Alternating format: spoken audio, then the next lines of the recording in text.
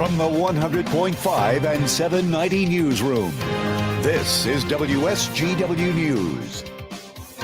28 degrees at 6:05. Good evening, I'm Jonathan Dent. A Midland County man who was granted parole is still in prison and appealing a lower court decision to keep him there. According to an appeals court filing, Brian Charles Luckett was granted parole in March of 2021 by the parole board, but the judge who sentenced Luckett to life in prison in 1990 objected. Luckett was sentenced to prison after he was convicted of assault with intent to commit murder. In October of 1990, Luckett had an argument with his ex-wife outside his mother's house that ended with him pulling out a pocket knife, reaching into the car window, and slitting her throat. She survived. Luckett was denied parole several times before the 2021 decision because of threats he made to his ex-wife and her mother. His recent case before the Court of Appeals reverses the circuit court ruling and reinstates the parole board's ruling.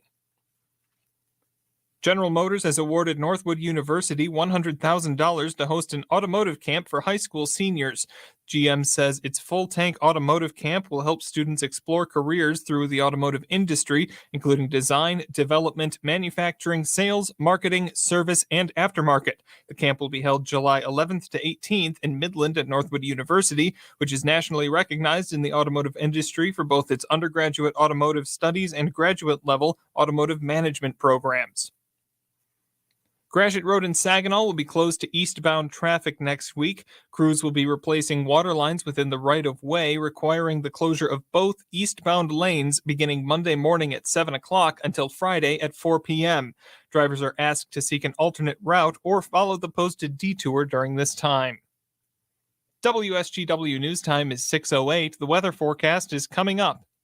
Check out the WSGW Sports Broadcast page on WSGW.com. Want to know when and which WSGW station you can hear the Tigers, Red Wings, Michigan football and basketball, Saginaw Spirit hockey, and SVSU football? Click on the Sports Broadcast box on WSGW.com. WSGW News Time is 6:08. Governor Gretchen Whitmer visited Saginaw this morning to discuss the first 2 weeks of the new Michigan legislature. During her speech, Whitmer outlined recent achievements as well as plans for the new Democratic-led state government. She praised the recently passed increase of Michigan's earned income tax credit to 30%, a piece of legislation sponsored by State Senator Kristen McDonald-Rivet. Half the kids in our state live in a household with a parent who's working full-time and isn't able to take care of the fundamentals. That's who's going to benefit from the senator's work. And it's so exciting. 700,000 families will get over $3,000 apiece. Governor Whitmer spoke on plans to repeal what she calls the retirement tax and provide universal access to 4-year-old preschool. She also highlighted recent investments by manufacturers in Michigan and outlined plans to provide 2 years of tuition-free education to students aged 21 and up. An exhibition at the Marshall Frederick Sculpture Museum at Saginaw Valley State University in February will feature the work of an artist known for his portrayals of the African American experience. Titled Jacob Lawrence, The Legend of John Brown, the exhibit includes educational programs and events and a free concert on February 2nd in recognition of Black History Month. Lawrence created The Legend of John Brown, his fifth series of history paintings in 1941, to tell the story of the white abolitionist. In an earlier interview, Lawrence said he wanted to tell people the complete story of Brown's militant devotion to the abolition of slavery. Megan Mikado is the director of Marshall M. Frederick Sculpture Museum and says that she hopes people touring the exhibit come to know that Black history is truly American history. The museum is open Monday through Saturday, 11 a.m. to 5 p.m., and admission is free. The Lawrence exhibit runs from February 14th to April 29th. For information on exhibits, visit the museum's website at marshallfredericks.org. Stay tuned, we've got much more coming up on the Evening Roundup.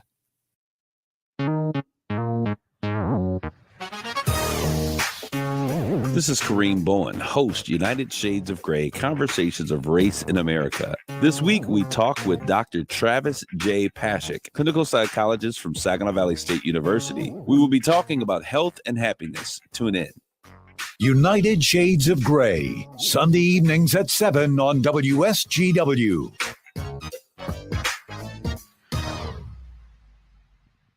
Wall Street ended Friday trading higher. In New York, the Dow Jones Industrial Average, NASDAQ, and the S&P 500 were all up. Stocks of local interest are also generally higher. AT&T $19.95, down a nickel. CMS Energy $62.49, up a nickel. Dow $58.97, up 85. DuPont $73.55, down 18. Corteva $63.83, up 70. HP $29.23, up 22. Huntington Banks $15.01, up 9. Independent Bank $21.62, down 2. Lumen Technologies $5.29, up 15. Home Depot $316.69, up 288.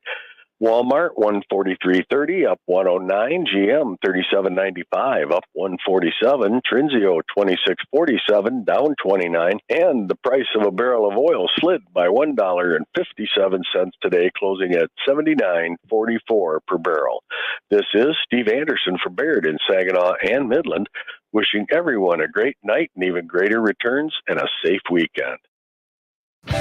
Hi, this is Mike Avery, and here's what's coming up this week on Outdoor Magazine. First, Bill Piles of Ohio Bow Hunting Outfitters. Then Larry Verbowski from Suspension Max, plus Jason Garvin of the Michigan Wildlife Council. In hour number 2, it's Jake Romanak talking about wolf hunting in Ontario, then Nick Green of MUCC. And in our third hour, Lance Valentine of Teachin' Fishin'. Listen Saturday mornings at 6 and Sundays at 9 on WSGW. Good evening. This is the WSGW Farm Final for Friday, January the 27th, 2023. I'm Terry Henney. In Chicago today, mostly negative on the Chicago Board of Trade. If anything was up, it was the corn, the nearby corn. And that was up a penny at the close at Star of the West. As far as the Mercantile Exchange is concerned, mostly negative there for a good part of the day. We'll see how everything finished off in just a moment. As far as our weather is concerned, we had some sun, looking like it was going to be a pretty nice day. But as we rolled through the afternoon, the clouds came in, the winds picked up, snow showers, snow flurries, an inch very possible as we go through the nighttime hours, making for a rather interesting road conditions. Our high temperature for the day was reached right after midnight this morning, and it's gradually been settling down into that mid to upper 20-degree range. We'll get a little bit more on the weather, including a weather forecast for measurable amount of snow as we go through Saturday night and into Sunday morning. All of that coming up, but let's get back to those closing markets. Wheat finishing down 2 at Star of the West this afternoon. White wheat at $7.10, the red wheat at $6.60. New crop also down 2 at $7.35 for the white, $6.85 for the red. Corn up a penny on the nearby in Cass City and Frankenmuth, $6.28. The new crop down 3 at $5.27. Soybeans down 14 at $14.35 in Frankenmuth. New crop down a penny at $12.86. Over in Michigan Stump, $14.30 on the nearby soys. The new crop at $12.81. We're looking for a low tonight right around 20 degrees, possibly a degree cooler than that. Mostly cloudy, snowy, and windy as we go through the evening hours. A west wind as we move through the evening, gusting up to about 35, 40 miles per hour. We've seen southerly winds for a good part of the day today. Going into the day tomorrow, mostly cloudy skies, 25 for a high, so a little bit cooler. And then snow will be moving in later and into the overnight. Heavy at times. Don't be surprised if the southern half, the lower peninsula, picks up anywhere from 2 to 4 inches of snow. Some folks will pick up more than that, including some of you here in the Great Lakes Bay area. 21 for a low on Saturday night, and we're going to have some southwesterly breezes at about 10 to 12 miles per hour. Rolling into the day on Sunday, we'll have snow to continue in the early morning hours on Sunday. Our high temperature, once again, will be right around 25, 26 degrees. A low on Sunday night of 12. We are expecting cloudy skies, but there might be a few breaks in those clouds. It'll drop down that cold. Normal average for this time of the year is 15. So for the first time in quite a while, we'll actually be below normal on the nighttime temperatures. And that trend's going to continue for a good part of the work week next week. Matter of fact, clouds on Monday, 22 for a high. And if we get some thinning of the clouds and some clear skies on Monday night, which is a possibility, we could drop down pretty close to 0 for a low on Monday evening. Tuesday, Wednesday, Thursday, low 20s, 20 degrees for highs, 5 to 10 degrees for lows during those days. Long range outlook to take us through the 9th of February, below normal on the temperatures, average to slightly above on the moisture. That's it for our closing prices this evening. Join us on Monday for the early morning edition at 5:30 and your first look at the markets at 11:40 on WSGW. News coverage I have a dream. on WSGW. During a celebration of someone who represented peace, our use of guns and violence. These classified documents sitting in the garage behind a Corvette. There's no there. Such hypocrisy. Not doing any negotiation over the debt ceiling. Charges will be filed involving Alec Baldwin. Global climate change. We have to act. News around the clock. David Crosby. News coverage on WSGW.